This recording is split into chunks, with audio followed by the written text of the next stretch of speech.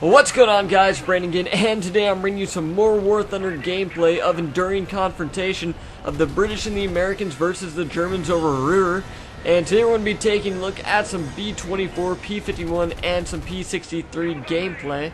And I have to say thank you, Gaijin, for finally allowing us to play as the Americans or the British in this game mode.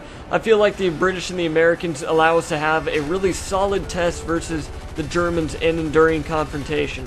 And not to mention, the Americans are my bread and butter in this game. I have my best games with them. So it also allows me to have a good solid test of Enduring Confrontation with these types of planes.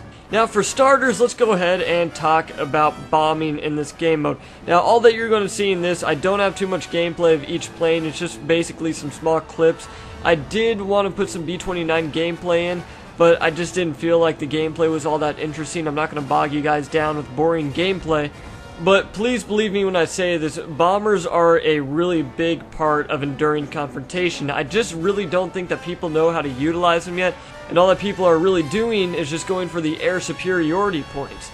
Also, they added in some bombing escorting missions for fighters to partake in, but a lot of people seem to ignore it. I don't think that people really understand how big of a part bombers, player-controlled bombers, and AI bombers play in this game mode.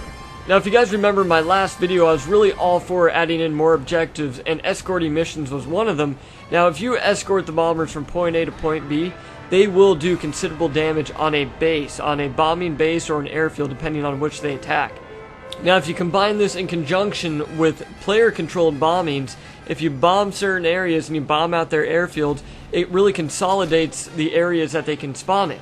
Now this can considerably help the fighters, eliminating certain areas of the map that you know that the enemies won't come from, so that way you can focus your area of attention on certain parts of the map to engage fighters. But a lot of people just really don't pick up on this, and a lot of times the player-controlled bombers or the AI bombers are left stranded and they don't have air support. And then this leads to air superiority, fighter versus fighter being the way that the game is won, and really bombing missions are just ignored completely.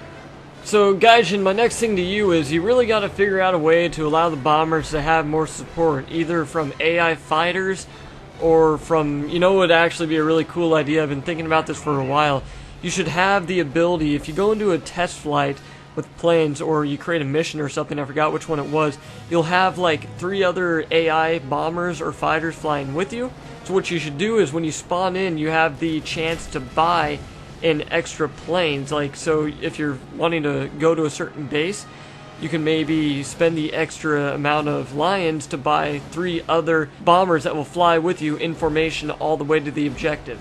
That way you can have more cover as you fly to the base and you just don't feel like you're stranded up there with no cover whatsoever. So Gaijin, if you could just look into that and maybe help some bomber pilots out, it would be really much appreciated.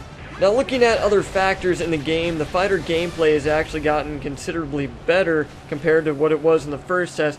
It doesn't seem like you have massive clusters of enemies all converging on one spot, but that's not to say you won't get the clusters of enemies, it's just not as bad as it was before.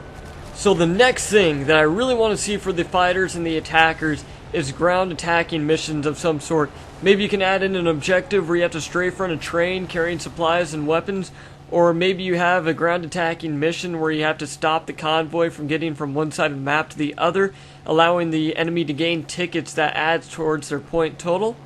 Which this also gives me another idea. Maybe you can add in some new types of planes, maybe like some spotter planes, where spotter planes have to go around the map and find these types of convoys or trains.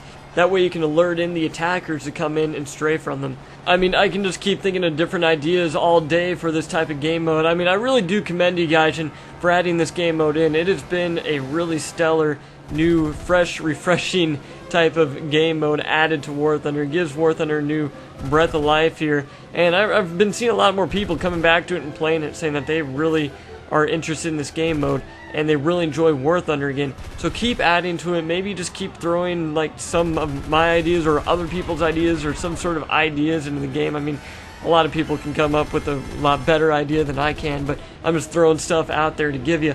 But just throw in some more types of objectives for planes to do. That way you can keep the fight, the momentum going within the battle. But anyway, guys, tell me what you think of this new game mode in the comments below. I really want to hear your ideas or thoughts towards this game mode. What would you like to see implemented into Enduring Confrontation? That way we can just make the game mode more interesting and see it progress even further. But anyway, guys, if you have any questions, comments, or concerns for me, please leave them down in the comments below, and I will get back to you as soon as possible. And also, I'm trying to stay on top of my video making. That's 2 videos this week, so maybe next week I'll try to get 3 in or something along those lines. It's just I've had more free time lately, and it's been really beneficial for me. But anyway, guys, if you have any ideas, and again, please leave them down in the comments below. I'm really interested to hear about them, because I'm really interested to see what Gaijin's going to implement in this game mode to keep it going. Again, I really want to see this become the basis for War Thunder, this game mode right here, because I think this really is the future of War Thunder. But anyway, guys, I hope you enjoyed this video. My name's Brandon, and as always, have a nice day.